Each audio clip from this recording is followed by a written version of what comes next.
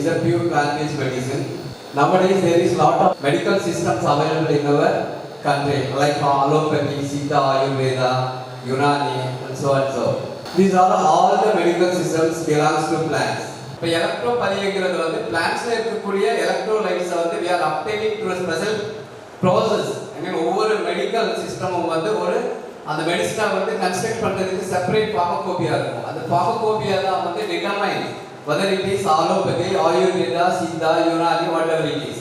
அப்ப அதன் அடிப்படையில் தான் வந்து நம்ம இந்த மருத்துவத்தை உருவாக்குறோம். இப்போ இங்கே வந்து எலக்ட்ரோபதியில நம்ம பயன்படுத்தக்கூடிய அந்த ஃபார்மகோபியாங்கிறது வந்து ஸ்பாஜிலிசம். Spagillism is the one of the oldest alchemic method. நம்ம தமிழ்ல வந்து எலக்ட்ரோபதி என்ன சொல்றோம் அப்படின்னாக்க நவீன மூலிகை மருத்துவம் அப்படின்னு சொல்லிட்டு இருக்கிறோம். நவீன மூலிகை மருத்துவம்ங்கிறது வந்து மூலிகை மருத்துவம் இன்னைக்கு வந்து நிறைய இடங்கள்ல வந்து பரவலா இருக்குது.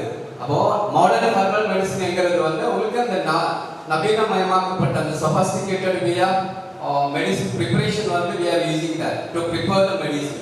Minimum required time to prepare a single medicine is 31 days. அப்போ அந்த மருந்து எதுக்காக அவ்வளவு நாள் எடுத்துக்கிறாங்கன்னாக்க இதுல இருக்கக்கூடிய process அந்த spagillism process contain 3 stages: separation, purification and coagulation அப்படின்னு சொல்லுவோம். செப்பரேஷன்ல நீங்க பாத்தீங்கன்னாக்க sulfur extraction method, salt extraction method, mercury extraction method இந்த மாதிரி நிறைய மாடர்ன் டெக்னாலஜி அதுல கொண்டு வராங்க. So electropathy is the modern chemistry used to prepare பண்ணக்கூடிய ஒரு மருத்துவம். So that we are tie up with this Nurul Islam Center to propagate the system electropathy. This is our motto because the awareness is our motto. Okay.